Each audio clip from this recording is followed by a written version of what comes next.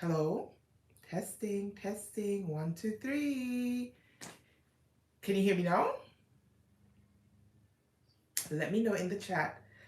Yay! So I have just been talking for like 5 minutes and nobody can hear me. Oh my gosh.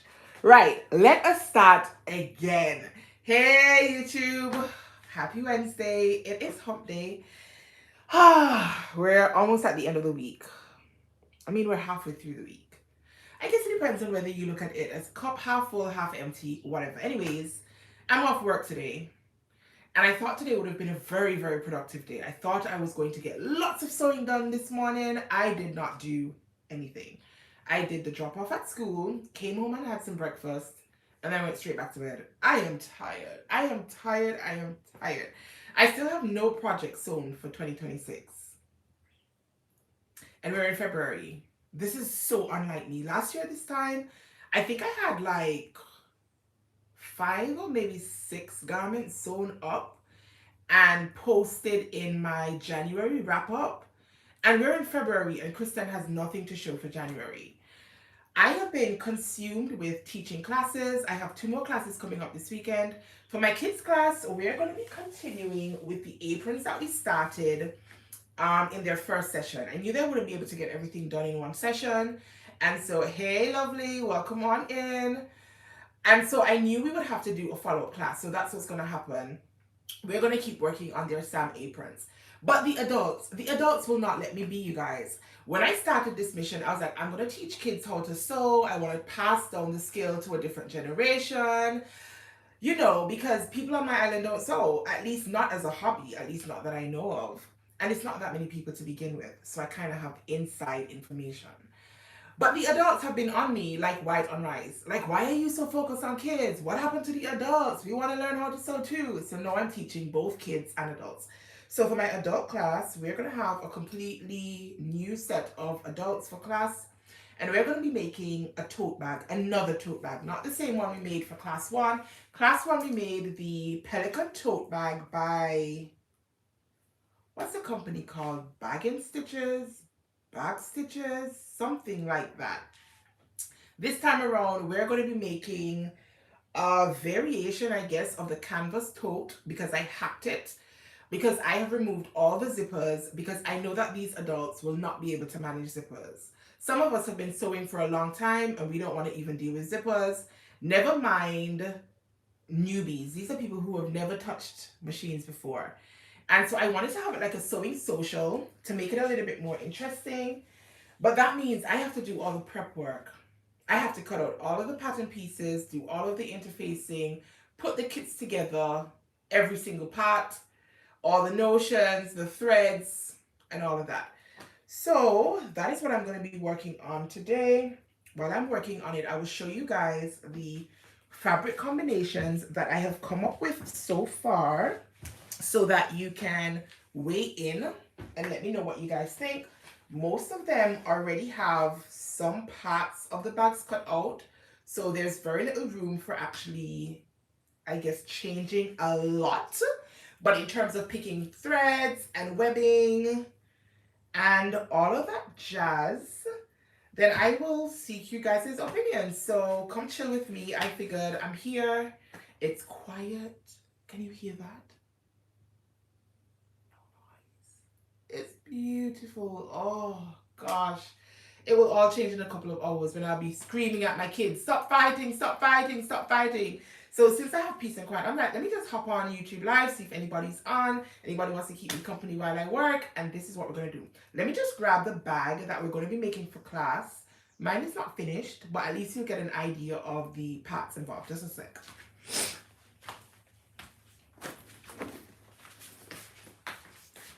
So if I'm going to be teaching people how to sew, then I have to kind of have an idea of how the pieces go together. And so I started working on a sample. This is as much sewing as I have gotten done for 2026. Oh, I want to sew! And I have a project prepped, and you guys chose my fabric, and I have not been able to sew, and it's getting on my nerves. Anyways, this is the bag. Oh, ow.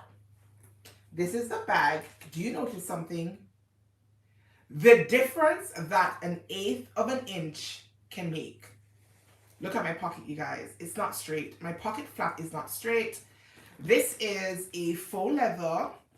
And so I couldn't pin my flap into place. And so I went and put some tape to stick it into place. And I thought I had it accurate. And after I finished adding in my snaps, because I added snaps to close my pocket, and I'm looking at my pocket, I'm like, wait, something isn't right. My pocket lopsided. But then I'm like, I can't unpick it because this is faux leather and it will leave holes in my fabric. And I wasn't gonna, not my fabric, in my faux leather, and I didn't want that. Plus, as I said, I already put in my snaps so they connect, the male and the female connect so you can actually snap it shut. And I was like, so me and my lopsided pocket, I go pa. It's just gonna have to be like this. It's still unfinished, as you can see, but this is the inside. I played around with like mixing prints, and then mine has a zipper on the outside. I was really, really proud of my zipper too, you know. So I'm a little bit peeved off about my flap. And then we've got another pocket on the inside. But I need to finish putting it together. I hope I get it. I need to get it put together. I actually do need to get it done before classes come up on the weekend, because I need to be able to show folks when we finish our class, you'll have something that looks like this, except theirs won't have the zipper, and theirs therefore won't have the internal pocket. They'll have the pocket flap on the outside, and then they'll have, hey, welcome on in.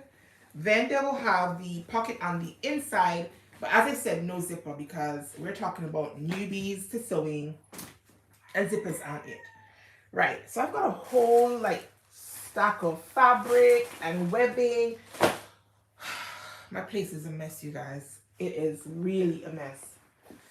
And I'm still trying to figure out some of my linings. So as I work on cutting out some more interfacing, because I am trying to interface the lining part of my bag just to make it a little bit sturdier, and I'm using a very, very lightweight interfacing. And this is the fabric that I have chosen for one of the bags. So this is going to be the bottom of the bag. And then for the top portion, I went and did the stripes in an opposite direction, so it will look like this when sewn together to make the front and the back panels. I figured if I'm going to be working with stripes, I may as well make it interesting, so that's what I did. And then for the pocket, I did the same thing. So I did across for the pocket and then down for the pocket flap, like so. And I just thought this would be cute, I think. And then the lining, I went with this because it has blue and white, and because it has stripes, notwithstanding that they are diagonal stripes. And then this is a pop of color. There are some tiny, tiny little flowers.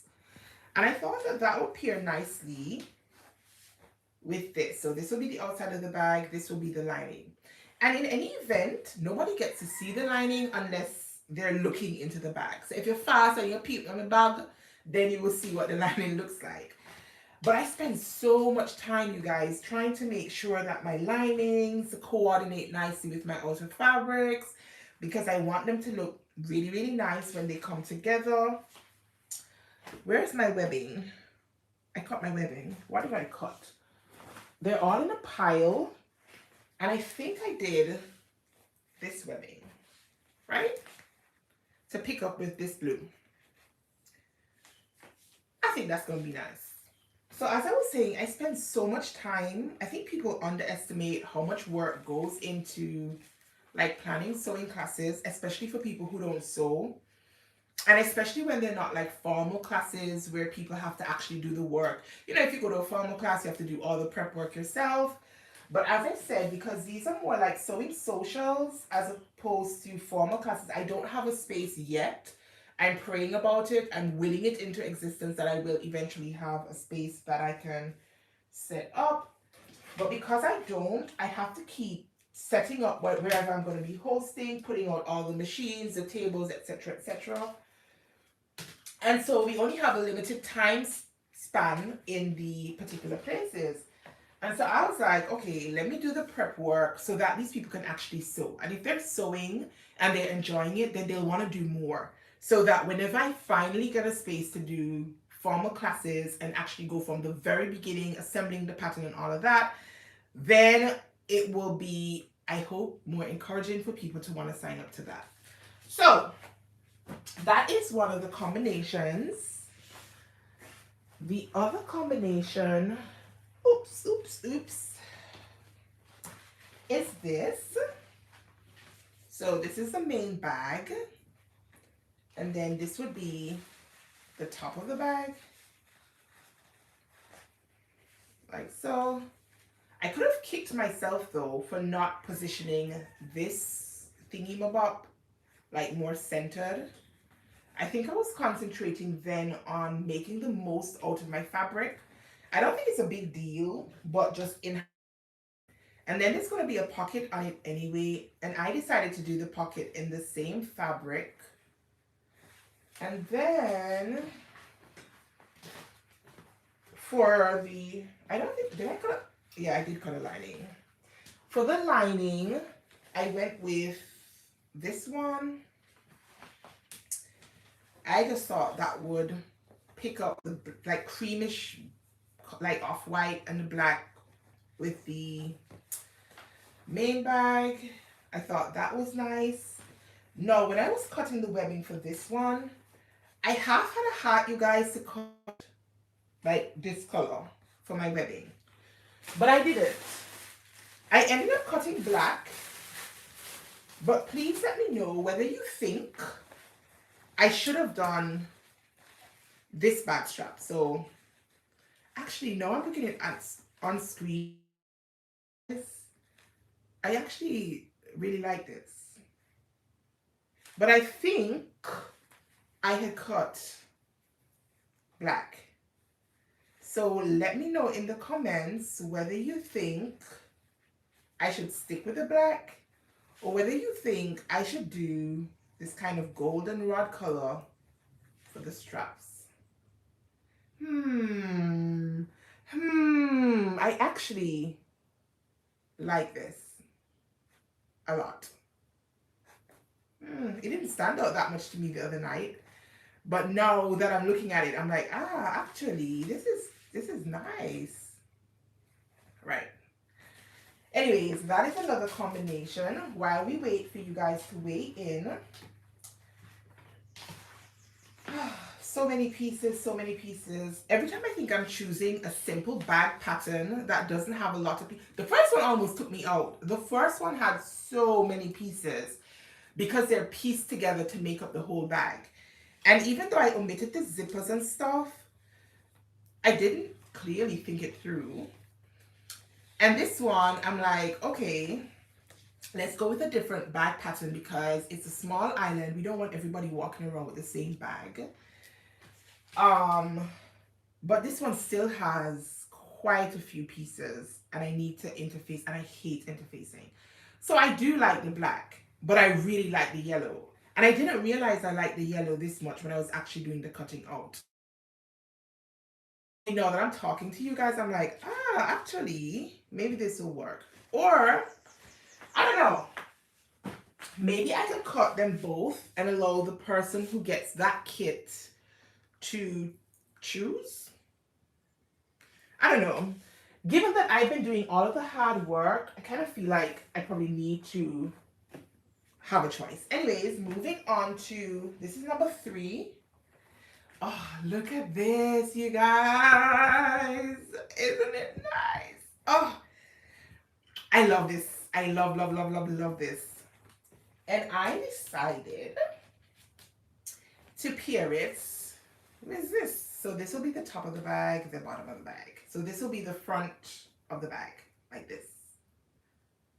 I thought that was nice. It picks up on the, what do you call it? Flowers in this one. And then I went with this teal color. Okay. This is kind of awkward, right? Anyways, I went with this teal color for the back strap because it picks up on this color. And I didn't have any like this kind of greenish color. And I thought I could use white or black, but then I thought that would be a little bit dull. So I went with this teal. So this is what we have. This is combination number 3. And then I went with the contrast pocket for this one. So some of them have a contrast pocket and some of them have the pocket in the same color as the main. So this is what I have. And then for the lining, I went with this. This is from Joann. So this is like very, very precious fabric. But I had it and I thought, even though it's not spot on, as I said, it's going to be the lining anyway. It's going to be inside the bag. But I thought I could go with the lemons. I thought it would be fun with the floral and this bright chartreuse green color. So yeah, that is combination number 3. And there are 8 combinations, you guys, because this class only has, I only have room to teach 8 people because I only have 8 sewing machines. So, like some of the mustard and some black. Okay, so I can probably do the gold and the black and have, maybe we will see. Anywho, then we have this combination. This one is more stripes. So we've got horizontal stripes and again vertical stripes for the top. And then vertical stripes for the pockets.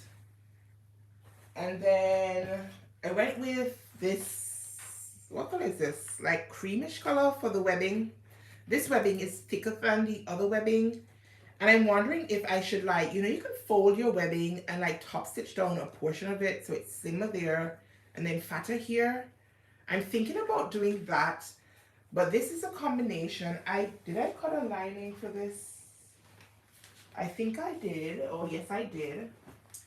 So this is going to be the lining. The colors are very similar. This one is a lot more muted though. This one is a little bit more like popping. But I thought, once again, it's going to be the lining. So this lining is for this outer. But I need to finish interfacing the lining pieces. I've used a really, really, really lightweight interfacing for the lining. I've used a heavier weight interfacing for the outer fabrics. Even though they're canvas fabrics, I still wanted to add just a little bit more interfacing. I don't want the bags to be really, really stiff.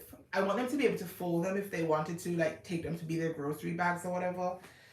But I thought that the linings needed just a little bit more of, like, you know, stabilization. Again, because I'm working with people who have no idea what they're going to be doing. And I'm going to have to be talking them through, demonstrating, and helping them to sew while we sew. So this is another combination. Right, is that like 4 so far? I think that might be 4. Moving on. This one, black and white, black and white, black and white. You guys know I love black and white. And I thought we could do a pop of color and do like this magenta color for the top of the bag for the black and white. And then the pocket would be in the same theme above. Now I haven't cut a lining out for this one as yet because I haven't decided whether I want to do something that has like a colorful lining, you know, to kind of just zhuzh it up a little bit, or whether I want to do black and white fabric for this lining as well. But I love this print, you guys. This is amazing. I love it. I love it. I initially thought maybe I should just do the black and white at the top. But that's boring. Let's just add a little bit of color. Not too much, just a little bit. So instead of doing like the contrast pocket, I'm like, okay, let's go with the same pockets and just this pop of color. And then I therefore, for my straps, I think I just went with the black straps, I think, for this one as well. Although I could use white straps as well. I could do white. What do you guys think? White straps because of this like purplish, pinkish color, or black straps? I thought black straps, so I picked black straps. This is actually for a different bag. But there's always a possibility because you know there's going to be another black and white variation in this lot. Yeah. I need to figure out what lining I'm gonna do for this one though. So I haven't done a lining. I haven't cut out a lining yet for this combination. And then I'm losing count of where we are, but this is another combination. This is probably maybe number 6 or so. This one is a white main bag. And then this black and white floral situation for the top and for the pockets. Now I went back and forth, back and forth, back and forth in my mind about doing a white bag. I thought that this would be classic. This could go with so many things. But I kept thinking, Lord have mercy. White gets dirty so quickly. But I like it. So you guys let me know. Once again, this can have either black or white straps, but I went with the white straps for this one and the black straps for the other one. Yeah, but this one has been playing on my mind like, oh, white gets dirty easily, but it also looks so good. It's very classic. And then this is the lining, black and white lining for a black and white bag. I mean, come on, come on. How you do it? Clock it, clock it. Clock it, whatever. I thought that this was nice. But I'm still thinking, Lord the white, Lord the white. Will anybody want to sew up a white bag? Will they like, oh, it should have been another color? I mean, I've cut it already, so it means that it's going to make it to class. But it's on my mind. I'm like, was that a great idea? I don't know. I do want to know. All right, is this like number 7? I think this is number 7. So this one I have done very little work on because I cut out the main bag, but just the bottom of the bag. In terms of the contrast band, I couldn't decide what I wanted to do. I have more of this camouflage fabric that I thought I could just do a full camouflage bag and then do like black straps. Because the black I have is not the exact shade of this black. You guys know how black is funny. So it doesn't match 100% with this black. And so I thought maybe I should just do the whole thing in camouflage. I know in a lot of countries you guys can't wear like camouflage, but here we can. And I thought this was dope. Let us have like an army inspired bag. I thought this was cool. I really wish I had some like khaki or red fabric that I could use for the contrast. Then it would really, really look military, right? Because they have like those pops of red on like the sleeves and whatnot. Anyways. But then I had this cork in my stash. And I was looking at it and wondering, like, do you guys see the vibe? Or is it just me? Because I thought I could get away with doing like cork for the top. And that would make it a little bit more elevated in my mind. But I wasn't sure if everybody would get that. If it would just look like, what is this? Like, what combination is this? Or whether I should go with just a safe bet and do the contrast band at the top in this camouflage as well. Now, if I were making it for me personally and I was going to do that, I would probably want to have some piping separating the two pieces of fabric. But I don't want to do that for a beginner's class. I'm not sure if my beginners are able to handle that. It would mean I would end up having to do it, you know, just like a pop of red binding right between the two camouflage layers. Otherwise, it's going to be cork, self fabric, or using the black, even though the black doesn't match perfectly. So I definitely need you guys to weigh in on this one because this one has been giving me a headache and I have gotten no further than cutting out the bottom of the bag and the pockets. That's it. Because I just can't decide what I need to do about the top of the bag. And so I also have not cut out a lining for this one. And classes are this weekend, you guys. So I don't know what I'm doing. And I'm parenting full time and I'm working full time. I don't know why I'm not putting more pepping my step, but as I said, I'm tired. So let me know. Cork and camouflage. Camouflage and then do the camouflage top. Or should I do the black, even though the black is not a perfect match? Whilst you guys weigh in, I am going to show you the final combination. This one might just be one of my, right? The red bias binding, like the red piping in between the two layers.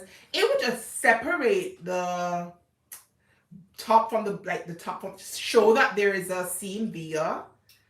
And then it would introduce just a slight pop of color. And then, but then I would have to get like, do I have red webbing? Because then I would need red webbing to tie it all together. But can I give that to a beginner? Or am I going to just have to attach the webbing to the bag and then they will sew it like everybody else? But then they'll have to use a zipper foot instead of a regular foot.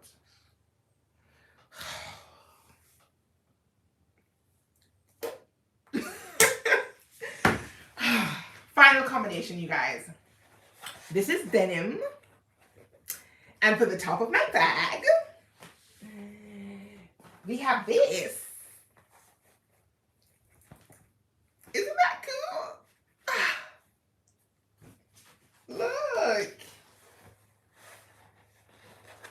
Can you believe this is the same denim? It doesn't look like it on camera. You can almost see like a variation in the blues. But you guys, I bleach dyed my denim myself. I love bleach dyeing. I started doing this a couple years ago. I had made, I think it was the Apex pouch.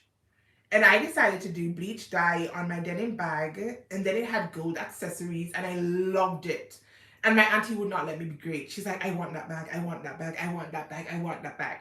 And every time I kept trying to like, you know, brush her off, she was in my ear like a bee. And so I ended up giving her that bag. And I low-key regret it because I love this technique. So it just breaks up the denim, gives it like texture, and it gives it like a pattern. So I bleach dyed it myself, and this is gonna go with this. And then I'm just gonna use white webbing because I did not have any navy blue. And I thought because of the bleach dye, I could get away with using white. And with the other colors that I presently have, I didn't think, unless I did something, you know, with a pop of bright color on purpose. I don't know. It would have to be something like, it would just be the webbing that's in color. How I did what, Sonia? Bleach dye. Is that what we're talking about? How did I bleach dye the denim? Is that the question? Let me know if that's the question. Like, I don't know. Would it just be like a pop of color? And then the lining, because these are the only colors I have left. Oops. This webbing is really, really cool. It has like smaller stripes on one side and then a larger stripe on the other side. But I was just going through and thinking it would have to be a purposeful pop of color for the webbing. Otherwise, I would just have to use white. Decisions, decisions, decisions. Why do I have to be so anal about these things? Like, why can't I just cut the fabric and move? It takes me forever, you guys. Indecision, oh gosh. Trying to figure out, okay, what looks good with this? You know, you buy your fabrics and you think, okay, now that I have them in person, how can I pair them well, especially when the pattern gives you some leeway for like playing around with print mixing and stripe mixing and stuff. So this is the one you're voting for, Diane? You know, this is really cool, actually. This is actually really, really cool. This is actually really cool. You know, I'm glad I came on here to run my mouth because you guys are helping with the process. Oh, where would I be without you?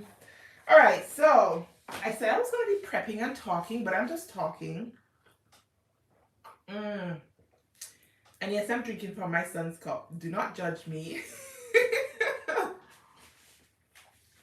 All right, I think I'll go with your idea, Diane. I think I'll go with I mean, this is so cool, isn't it? I thought this was so dope. But we'll go with this stripe on the outside. I hope I have enough length. Do I have enough length? Maybe. We shall see. All right. So anyways, those are the combinations. I really need to start cutting the stupid interfacing now. So I'm going to do that. And whilst I do that, I will talk through very quickly how I did the bleach dyeing on my denim. It's not very difficult at all. But let me find my interfacing first. Oh, right. So for my bleach dyeing, I literally just got Clorox bleach. And I put it in a little dish. And I put some gloves on. And I laid my fabric out. This time, I actually dipped my hand in the Clorox and did this to splatter the Clorox over the fabric. The last time I did it, I used, not the last time, because I've done it more than once. One of the times that I did it before, I put it in a spray bottle and then I set the nozzle to a mist spray. You know, you can get a more direct spray or you can get like a misty spray. And I did a mist spray on that one. Another time that I did it, I used a piece of lace and I actually put the lace on top of the denim and then I was spraying through the lace. And it gave me like almost like a floral print-ish, like an abstract floral print on the fabric. The only thing with the lace is I should have stuck my lace to the countertop to make it more taut. But I kind of just laid it on the fabric and then sprayed it. The next time I do that technique, I want to make sure that the lace fabric is taut against my denim and then spray it. So, I didn't add any water to the bleach. I just used Clorox, like just the Clorox. Poured it into a bottle. That's why I was wearing gloves. I wouldn't dip my hand into just like a bottle of Clorox. So I put it into like a little bowl that allowed me to dip my hand into the bowl in the Clorox, and I just, you know, grab some. Can you grab liquid? You get the point. So I just kind of grabbed a little bit and did this. So then it would have a huge splatter in some places and then lighter splatters elsewhere. It gives it almost like, you know when you drop paint on the floor and it goes splat, or anything actually. And then I was just putting it all over my fabric, and I did the entire like a half yard or so, and then I washed it after because I left it for a while. The longer you leave it, the more pronounced your coloring is going to be. So at first it's like a really, really light blue, and it gets more intense the longer you sit it out. So I sat it there for maybe about half an hour this time. I don't think it was much longer than that. And then I washed it. I put it into a bucket of cold water first, and let it soak for another like 10 minutes or so. And then I washed it. I washed it by hand, just because it was a small piece. And I was like, I'm not running my machine for this small piece of fabric. And I couldn't put it with anything else because it had bleach all over it. So I washed it by hand. And then after I washed it by hand, I rinsed it in some warm water. And then I put it to dry. And then after that, I just ironed it and then cut out all my pieces. Do you put it to dry soon after, or do you wash after? So after I put it and it's soaked for a while and I get the desired coloring, then I put it to wash and then I put it to dry. I mean, I guess I could have left it longer and see, you know, just how intense it could get. The other time I tried bleach dyeing, I did it on some pink twill, and I did it like a tie-dye. So I used rubber bands, and I just like bunched up the rubber bands in different places and like wrapped to the fabric like this, and then put rubber bands and then kind of like fold it in on itself and did it kind of different in each spot. And then I put the entire piece of fabric into a bucket that had bleach and water. And I only added water because I'm like, Lord, this is going to be a lot of bleach. It was a bigger piece of fabric. And I'm like, I need to stretch it a little bit. And because it was a pink twill anyway, it wasn't as, I want to say saturated as denim. You know, denim is a long process to get that coloring. So I figured that it would take the bleach easier and quicker, even though I added water. And I put the whole thing in a bucket. And um, when I took it out of the bleach, I took off the rubber bands. And then it looked like tie-dye, but with bleach. And then I did the same thing in terms of the washing process. And it really just helps to add something interesting to otherwise boring fabric. And because I wanted this bag, I didn't want to just have denim and then a denim and then that's it. That didn't seem interesting to me.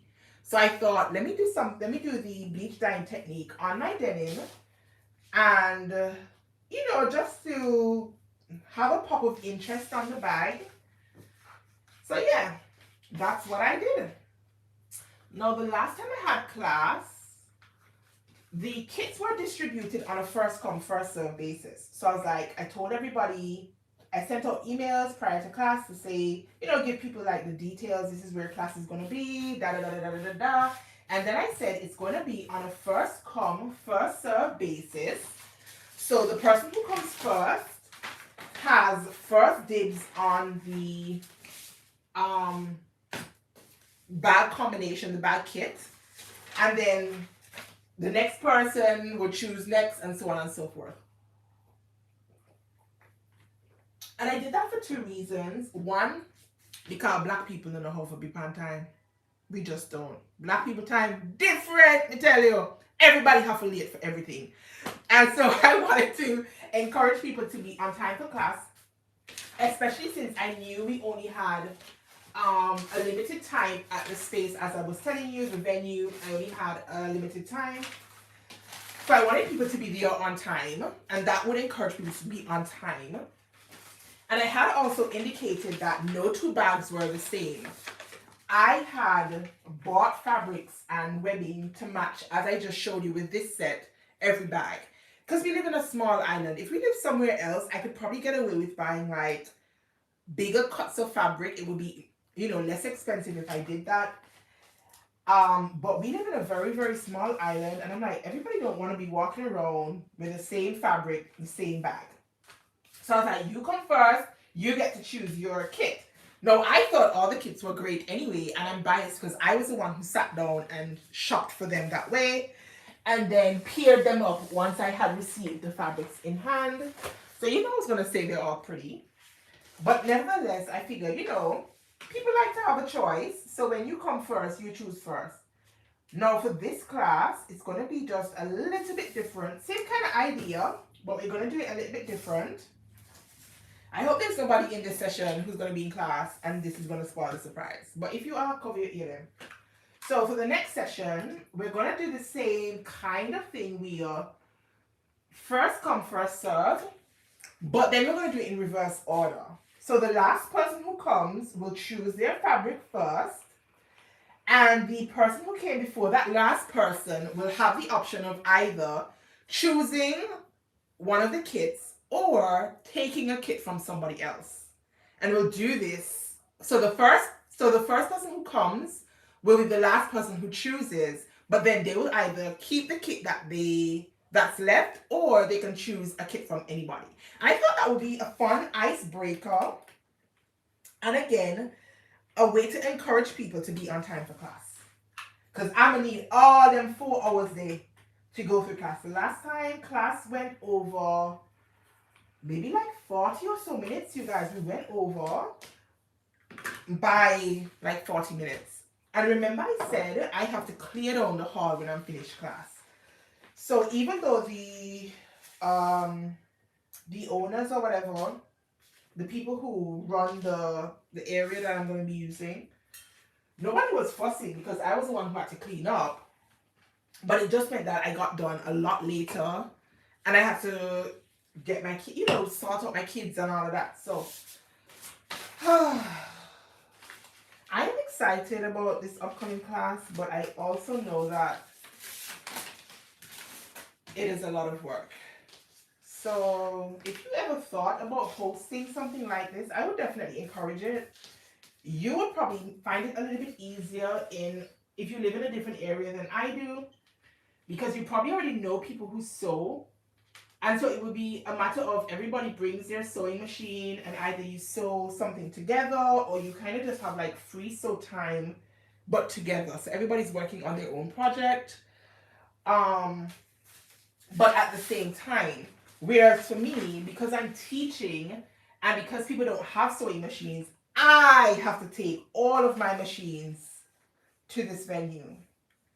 Set up the tables, the chairs, run the power cords.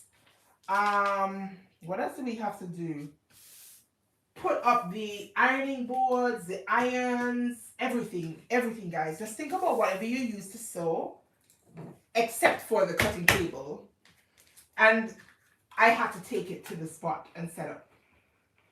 And then I have to take it all down when it's done. And so people are paying for class. I do have a nominal fee for class. And I have a nominal fee because this fabric don't buy itself. And it's expensive as shit to buy fabric and ship it here to where I live. So it's one thing to like go out and buy fabric. It's a different thing when you have to order your fabrics online and then get them shipped to a very small island. So it costs a lot of money for me just to get the fabrics and like the notions. So whatever the people pay for class, they don't pay me for class. I do the teaching for free. And I know that for sure because when I finish ordering in all my fabrics and stuff, I can see how much money is left back from class. And the last class, I also had wine, apple cider, and then they had charcuterie cups with snacks in it. And the last charcuterie cup, they had almonds, they had cashews, they had dried cranberries, they had some chicken skewers, they had some Biscoff biscuits, and then they had like a wafer thing, and then they had cheese, and they had grapes. All of that out of the one money. So I'm not doing this to make money. I don't make anything out of it. And I definitely don't get paid for all of this prep work. And I have to keep saying that because I get the impression that some people think that this is our money making thing, and it's not. It is not. And people pay for the kids class. They paid 100 EC dollars. Now 100 EC dollars is less than 40 US dollars. 20 US dollars is 54 EC dollars. So they didn't even pay 40 US dollars. And you know aprons take a lot of fabric. I think we use like 1.5 yards, even though they're kids. We use the Sam apron. And it took like, I think like 1.5 yards of fabric. And then the webbing was like, I think it's like 3 or 3.5 yards of webbing. Because you know the aprons have like the long tie. And then the one we did has the loop around the neck. And so that, and they have 2 sessions. So it's like $50 per session. And $50 is not 20 US dollars. So I'm like, y'all think I'm making money doing this? No, I'm not. And then, of course, all the interfacing, the needles, the threads, all those other things come out of my own personal stash. But I also feel like it doesn't bother me immensely once I have enough to get like the materials, because I need help obviously buying the material and getting it here to me on the island. But once I have the material, I was content to do the classes because the mission really is for people to want to sew. I want people to want to sew. Like, come and do what I'm doing and let's have fun doing it. And maybe in a couple of years, instead of teaching, then we'll just have like sewing socials. And we'll just all pull up to the spot and sit down and talk for hours and hours and hours about sewing and stuff. So that's what I'm doing. So yeah, that is what Kristen has decided to do for 2026. As if I didn't have enough on my plate as it is. As if I'm not busy enough as it is. I have gone and taken on this thing. But it really got started after I did the Black Sewing Network's International Day of Sewing Service. My girl Carmen approached me and some other women about doing an International Sewing Day of Service where we were giving back to our immediate communities through sewing. And so each place had to come up with a project, figure out what they wanted to do. And so for my project, I was like, but I don't have anybody who sews here, Carmen. People don't sew. Nobody wants to sew. Everybody want to go Shein, go buy clothes. Nobody wants to sew. And in thinking it through, I'm like, okay, we got a couple of suggestions from some of the other ladies in the chat. And at the end of it, I'm like, oh, okay, I'm going to start by teaching some young girls how to sew. And so we made pillowcases in that session on that day. And it was a good time. I think it was a success. And I know after that, a couple of the young girls had asked their parents or grandparents or whomever to get them some sewing machines. So I know some of them got, those little kiddie sewing machines? Some of them got machines for Christmas. And I'm like, whoa, we are making a mark. We are impacting somebody. And so I was like, okay, I can't just do all of this hard work. I had raised some money to help me buy the sewing machines. I just couldn't afford to do it on my own, even though I ended up spending a lot on my husband money. Me tell you, oh my God. Woo! Thank God for the husband that I have, because I didn't raise enough money to buy the machines that I needed. And I was like, you know what? If I'm going to teach, I need to have at least like half a dozen machines, right? Because why would I go through setting up a spot with just like 3 or 4 machines? So I didn't raise enough money. And I felt a little bit discouraged, to be honest. I'm like, oh Lord, maybe this is not meant to be. Maybe I'm not supposed to be doing this. Maybe God is telling me, no, Kristen, this is not what we're doing. But in the end, with a lot of support from my husband, he's like, you know what? I think this could be really, really good for the community. And if you give it time, maybe it will catch on. And maybe people will see what you're trying to accomplish. So I did have to spend... Yeah, I'm like, you guys, if you get into the hobby now, and that's why I was so focused on kids, because I'm like, kids their minds are a little bit more malleable, like more impressionable. And if I made it exciting enough, then it would be something that they would be encouraged to continue. And I was happy to hear when some of the parents are like, oh, my child, come home and say she enjoyed this thing so much, and when you're having it again, and da-da-da-da-da-da-da-da, and then the questions started coming in, and I'm like, okay, all right, so we're making a little bit of progress. And then the adults started, oh, what make you only want to teach Pitney? Are we can learn too? And I'm like, but I've been talking about this thing since September. I've been trying to raise funds towards this thing, and I gonna take me on. Like a lot of you gonna take me on. So how now are you ask me if me no want to teach adults? So I'm like, when I was raising the money, where were you? Hello, ma'am. But I thought, you know what? It is what it is. I am gonna use whatever I have and make it work until the good Lord provides more. And if He never provide more, then I'll just keep working with what I have. So my next mission really is to find a spot where I can put my machines up and left them there.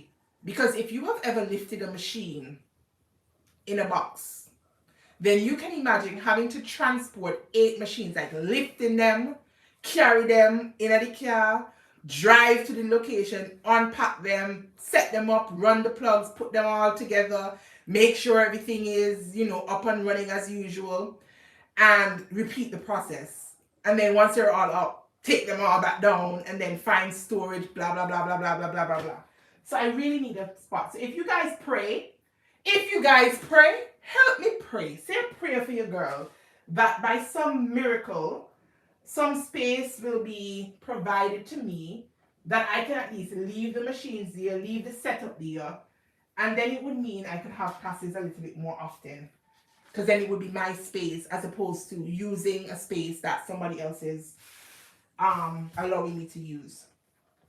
I should say that normally at this particular place, they usually have a charge. But after I explained to the lady like what I was doing, why I was doing it, they didn't charge me for the first class. And I was really, really grateful because, as I said, I had 5 kids sign up. So I had 5 kids, and each kid paid $100.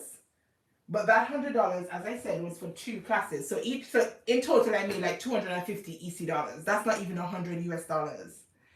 And I had to provide all the materials, as I said, and the machines and stuff. And then the adults paid a little bit more because the bag kits, as you can see, require a lot. Yeah. I don't know. Somebody said to me after the first class, like one of the adults said, Chris, you can't undervalue your work. You should be charging more so you can make a profit. And I was like, girl, you know, people are so funny and times are so hard. And I had like 101 excuses why I wasn't charging more. And I'm like, maybe if I charge more, then people wouldn't come. And if people don't come, then I'm not fulfilling the mission. I need people to come. But she said she had a really, really good time. And she's like, all of these extras, I didn't expect to get so much wine, and you had snacks. And so I'm like, yeah, come use up all the money. Duh. I'm like, yeah. Well, I have been asking around about spaces, but the community, you guys, we're a really, really small island. And it's hard to explain unless you actually experience it. Because outside, you have so many options. Here, we don't have that many options. And these spaces that I have identified so far are like the community centers, which I could use, but the problem is the putting up and the clearing down. After the last classes, I had to take 2 days off work after classes. I was beat. And then in doing that, I flared up the herniated disc in my back. So I was in pain. But no, I didn't get any sponsors, Sonia. I didn't get any sponsors. I'm a one-woman show. So I was in pain afterwards. And even this morning, I'm like, Lord, class no come on yet. And my shoulder don't hurt me. And it's not even the weekend yet. And I'm thinking about having to do all this setup on the weekend. Woo! Child. So if I really could get a space, like the community centers, they're like, yeah, you can use them, but you have to keep setting up because other people use the community centers. People have like their wedding receptions and they have dinners, they have other classes, they have whatever else goes on at community centers. So I would have to keep packing up and clearing down. And that is what I'm running from because it's not fun. It's not fun at all. The packing up and the clearing down is not fun. It's not fun. So, yeah, you guys help me pray that something that I haven't thought about, some wheel that I haven't seen, you know, is brought to my attention so that I can have a space. Oh, all this time me talk, me cut interfacing. I hate interfacing. Like, can we skip this with sewing? Or could I have somebody who would gladly do this interfacing for me? My sister-in-law was here last week, I think. And she made the mistake of telling me, she's like, oh, I don't mind doing interfacing. I'm like, lovely. So I have some cut out. Come on, put yourself to work. I put the iron on. I'm like, here's a little station. Come help me interface some of this fabric because I don't like doing it. It's one thing in sewing I don't like is having to cut and then apply interfacing. I don't like it at all. All right. Oh, let me just move you so that I can actually start applying interfacing that I have cut to some of my pieces. I don't have enough for all of my pieces just yet. But I'm going to start with this because I am also looking at the time. And I do have to do school pickup. So I need to... Oh, I didn't show you guys.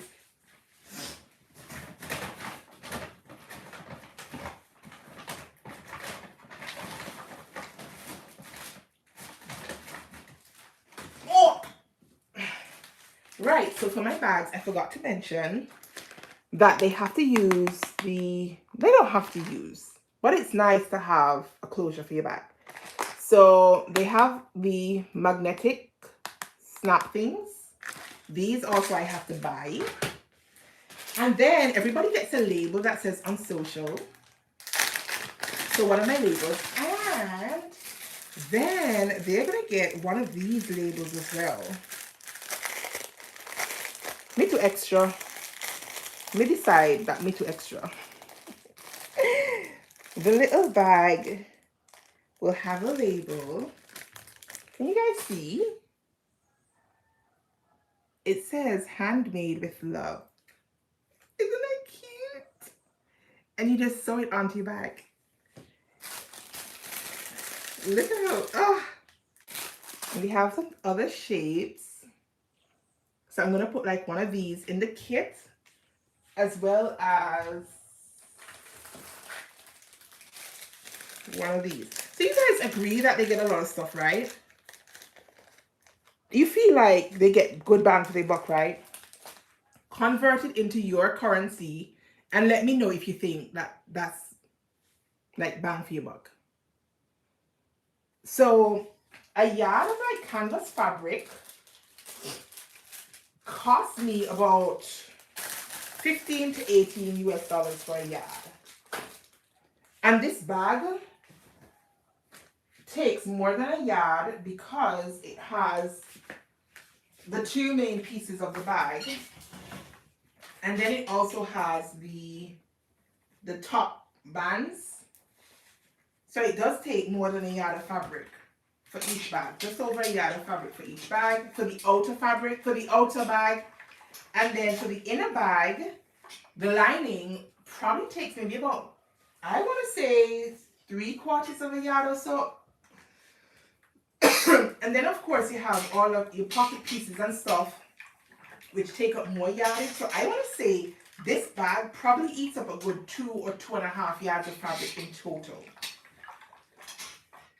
So that's a lot of fabric. So even at like 15 US dollars for a yard of fabric, that is still like maybe about 40-45 US dollars worth of fabric for each bag. And then the interfacing, and then all the other things that I showed you, plus the food. So I really don't make, and all this prep work, me should I get paid for the prep work. Me rather get paid for the prep work than the teaching, because this prep work is not fun, to be honest with you. Do you guys have such things in your local communities? Does anybody teach classes? Do you, have you been to sewing classes? What happens where you are from? Do you have sewing socials? I'm just scooching closer because I can't see.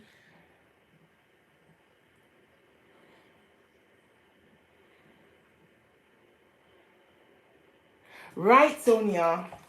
The problem is, it almost feels like, okay, if I tell you to go and source your materials, you're still going to come back and ask me, where do I get this? What type of material do I need? How much do I need? Can I use this? And then you tell them to get canvas fabric, and then they end up with something else that's not canvas fabric. And say, oh, I thought that's what you meant. You know, that kind of way. So I almost feel like, okay, it's probably easier for me to just do it myself.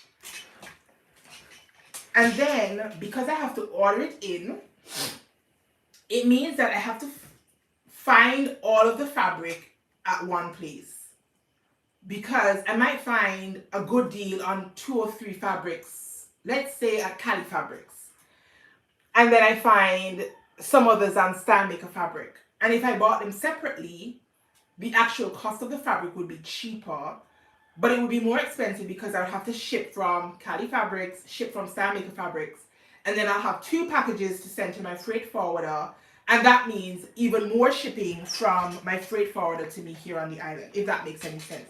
So I kind of try and source my fabrics in one spot for the particular class. So if I'm doing a bag class and I want this type of fabric, I'm shopping at one space. Maybe for another class, I will go to another supplier, just to keep things interesting and to make sure I don't end up with too much of the same fabric. But it really does make it a little bit more difficult because of small island living. It really does. Because if you could shop around and oh, they have a good deal on I don't know, 4 or 5 of them that you like from one place, but they don't have enough to do 8 bags. And I don't want too much of the same fabric because I don't want everybody having the same fabric for their bags. Lord, Lord, Lord. No one is teaching in South Miami. Ooh, that's cool. The government provides, but you bring your own materials and machine. I mean, even that would be cool. Maybe in a couple of years' time, there will be people here on the island. You know, enough people sewing that you could be like, okay, let's just have like a sewing meetup. Bring your sewing machine, bring your own project, bring your own stuff, and we're all just gonna use the same space to sew. That would be really, really nice, but we're just not there yet here because people don't have the things, and they probably don't know what to get for the most part. But maybe with more of this, people will be more interested, you know. And I'm like, I taught myself how to sew. I've never been to a sewing class. Unless you count like YouTube University as a sewing class. I learned everything from YouTube and by trial and error and by effing up a lot of fabric. Trying to figure out what I'm supposed to do. Or this is, when I finish, I'm like, oh my goodness, this was not the right fabric. But I made it and I don't like it, but I made it. And you know, over time, you do experimentation like, oh, what was I thinking? When you look back at some of your mix, like, oh my gosh, what was I thinking? You know, but I want to make it a little bit easier for people here that they don't have all those errors, because like, oh, somebody's telling me what to do. Somebody's getting everything for me, right? And then of course when it gets here, you have to pay customs duties. Woo! Murder! So yeah, there have been times, there have been nights when I've thought to myself, does this really make sense? But I'm having hope that it does, and that it will. And that we'll be using these hands for some glory for God. So that's good too. I'm hot. I'm very hot. I hate interfacing. It's hot enough as it is. And then to be standing here under this iron. Whew. Not fun. Not fun at all. Will any of you ever consider doing a class? I saw Cynthia from Mountain Accent Sews. She recently posted a video here on YouTube where she had done like a sewing social as well. But I think for hers, she had ordered like the kits and food, and then everybody brought their own machines.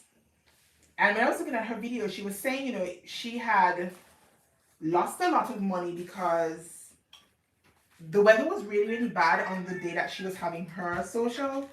And so she didn't get the turnout that she wanted. And of course, she had gotten all of this food. So she was sharing her views as well about teaching. So, you know, having sewing socials or whatever. And I thought it was interesting to hear her views on it as well. As somebody who lives in a bigger place than I live, a more metropolitan area, I suppose, where things are, you know, more readily and easily accessible. It was nice to hear her views on that as well. No classes for garment sewing, only quilting. I'm not sure if I would be good at quilting. Like, sewing takes enough patience for me as it is. And I'm not sure whether I would have the mindset to do quilting. Does anybody else here quilt? I mean, I probably could try it if I were doing like, you know, one of those patchwork projects or something like that. I would probably do it. But to make an actual, I don't know, what would I do with a quilt anyway? It's so hot. What would I be doing covered up in a quilt? Other than for decorative purposes, I suppose. But does anybody else quilt? Is it as difficult as I think it is? Not difficult. Maybe not difficult. Maybe time consuming is probably a better word, perhaps.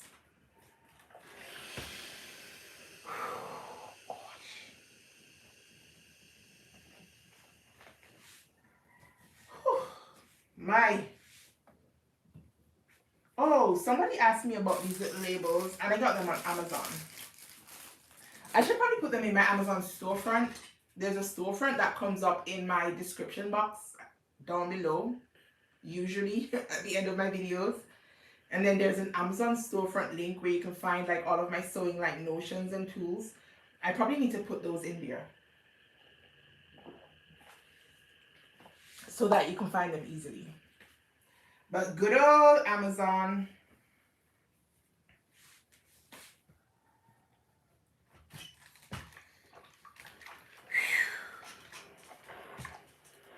All right, I'm looking at the time and I'm just going to finish doing this one and then I shall bid you guys adieu because I have to go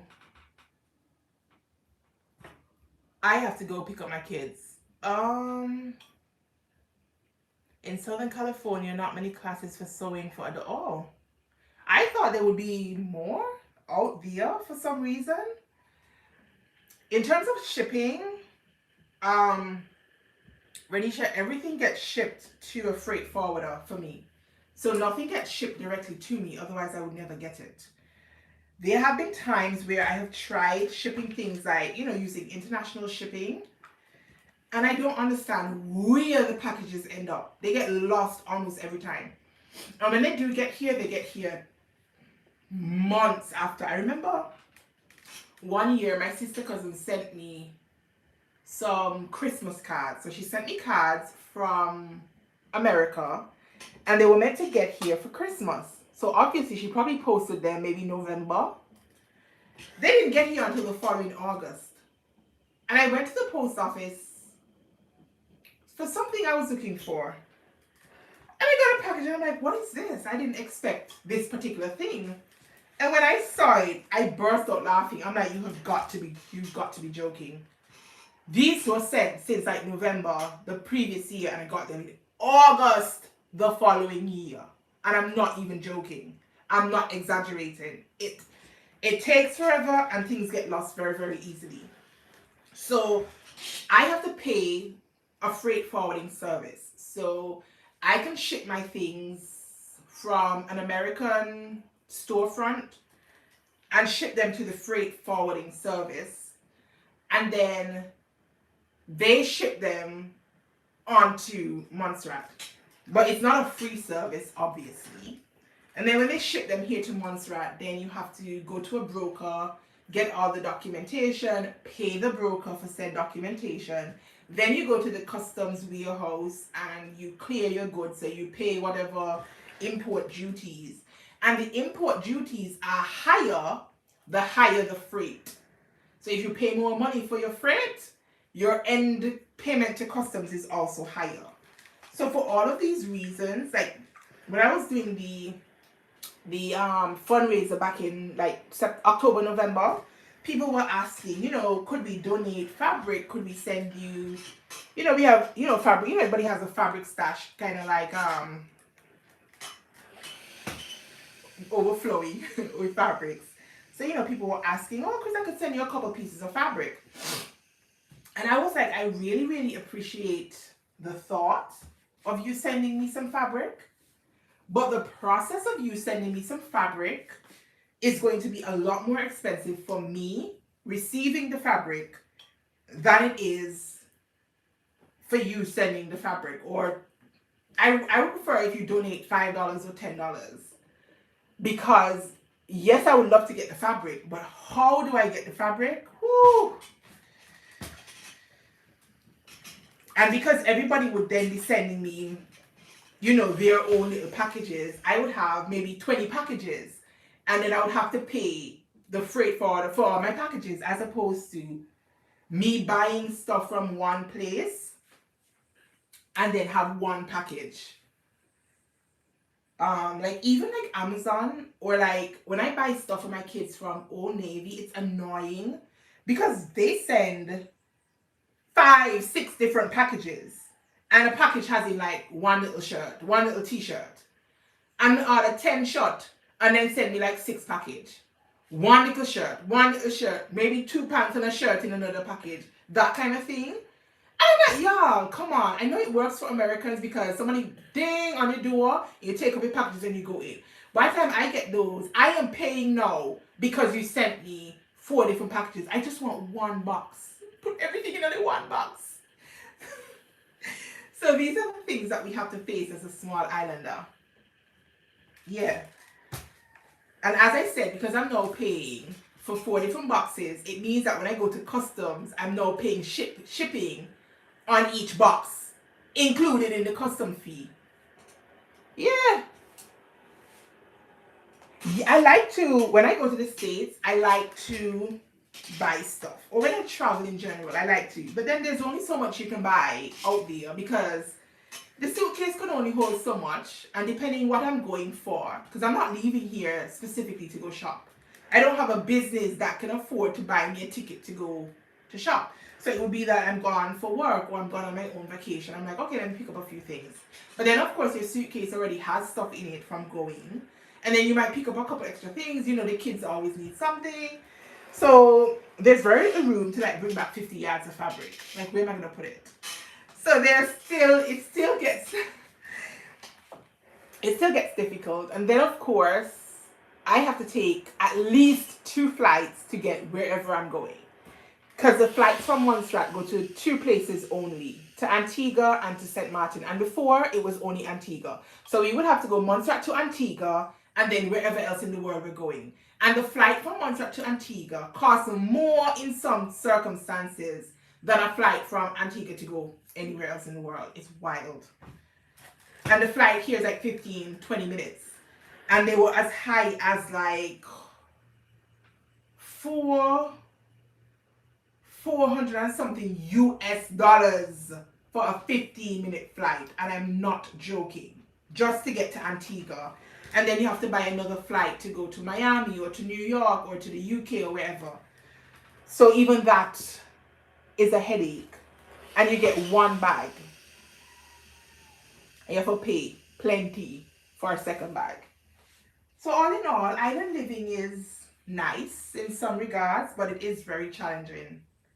Living in Montserrat is very challenging because getting stuff is hard. Really, really hard.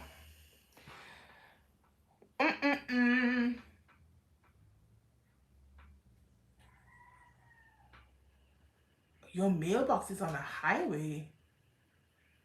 Ooh. Wow.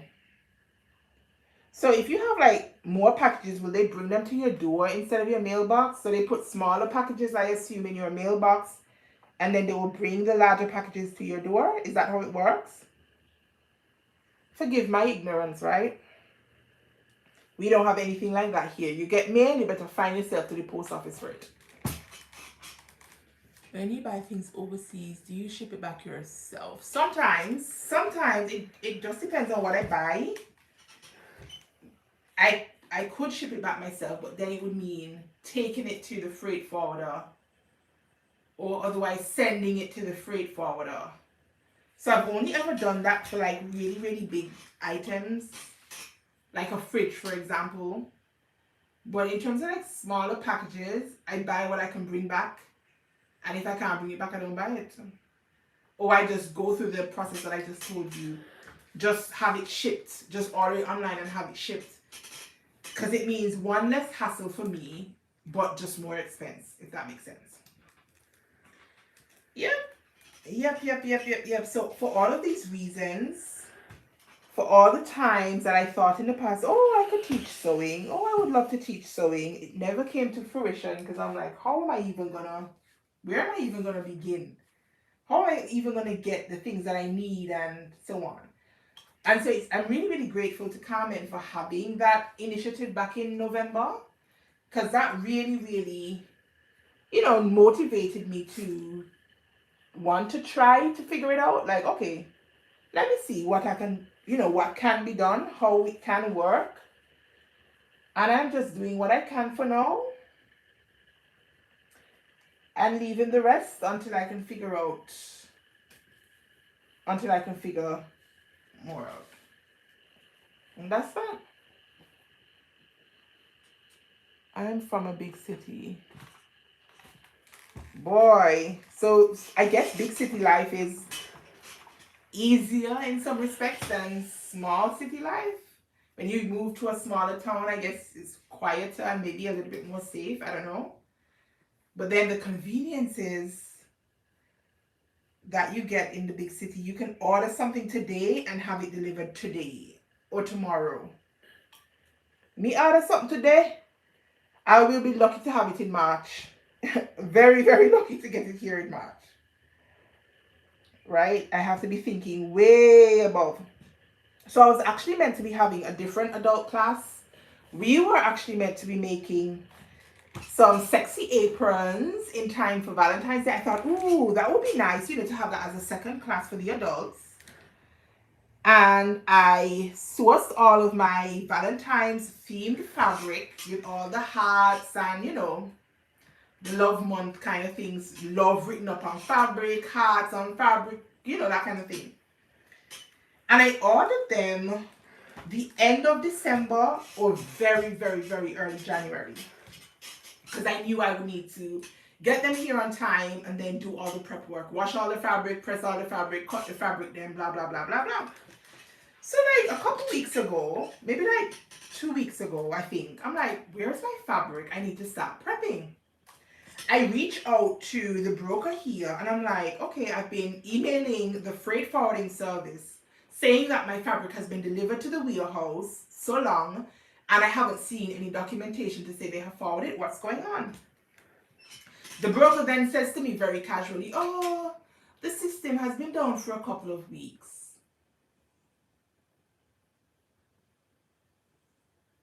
I'm like, so does that mean shipments are going to be delayed? And she was like, yes. And I'm like, well, somebody could have said something because I now have 22 yards of Valentine's themed fabric sitting in your warehouse and I'm not going to get it in time for my class. So what am I going to do? What am I meant to do?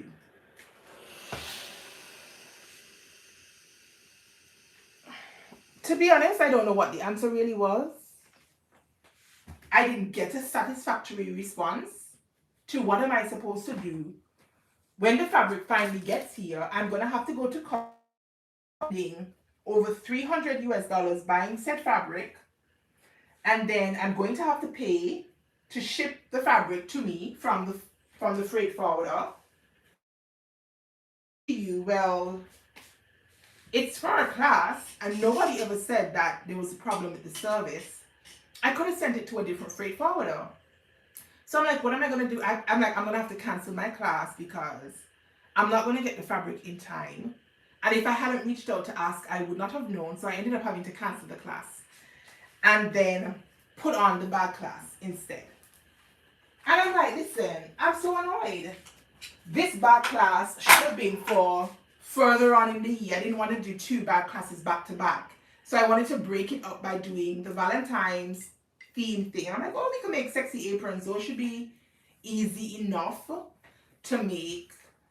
And do something fun like a Galentine's kind of thing. And you just casually tell me, oh, the service has been down. So you're not gonna get this stuff. So then I just brought up this class. At first I was like, I'm not gonna do anything. And then I'm like, you know what, let me just bring up this class and see if anybody's interested. And thankfully people were.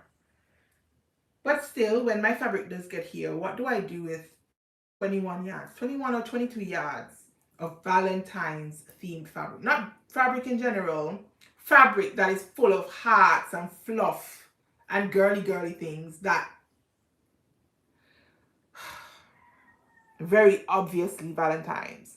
Do I put them up and have them sitting around for an entire year?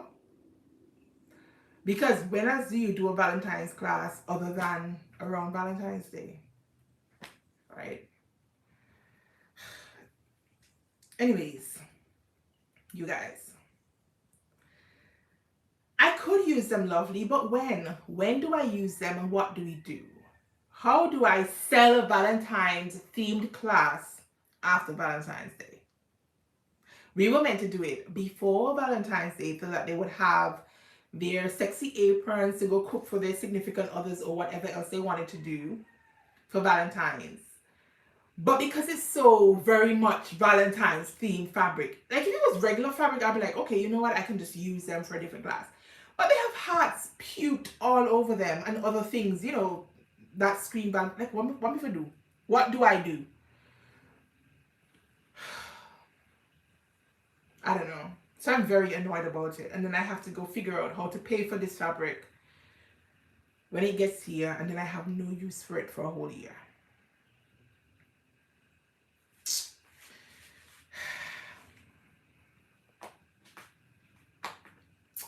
Fall after school is back in session. I mean, I guess I could. It just doesn't feel as appropriate. I might be able to, but I have to wait till I actually get it. Because sometimes I order the fabric and I think about it one way, and when I actually see it and feel it, I'm like, oh, actually, you know what? This is not as nice as I thought, or it could probably work for this, or I could probably mix it with that. So when it gets here, I'll probably maybe I'll do like a fabric haul on the channel, just showing you guys what they look like and asking for ideas on what I can do with it and how I can use it, or whether I have to wait a whole year before I can. Right, so I have shown you guys all of the combinations for class and the webbing. I think I'm gonna go with the golden color webbing for the one that I showed you guys with the black or the gold. And I think I am going to go with the all camouflage bag and maybe try and see if I can find an appropriate webbing just to add some color to it. And I need to finish looking for lining pieces. Right, yeah, the yellow one. I think I'm going to go with that one. And then I'm going to finish looking for some fabric to cut out the linings, finish cutting out some more interfacing, do some more interfacing. But I have to stop now because I have to do the school run. So I'm going to do the school run, and then I'm going to allow my children to entertain me for a couple of hours. If you have kids, you know, they can be so lovely, but they can be so not lovely too. From the moment they come home, the arguing starts. I'm like, what is it with my kids? Y'all can't coexist peacefully. The moment they get home, they come home, and my son is running to my daughter, and he gives her a big hug because he's happy to see her come home. And then like give them like 10 minutes of that. 10 minutes max before I'm in here yelling at the top of my voice, MJ and Nyla, MJ and Nyla, MJ. So I have really enjoyed the peace and quiet in the neighborhood, and I have enjoyed my chat with you guys. Thank you all so much for your feedback on the bags, on listening to me rabble on and on and on and on and on and on and on about classes. It never ends. Oh gosh. And there I am thinking that maybe when they get a little bit older, it will be a little bit easier. But it seems like it just never will be. It's just always going to be this noise. Goodness. And my son is the smallest and he's not backing down. So my daughter is like trying to take control and he's not having it.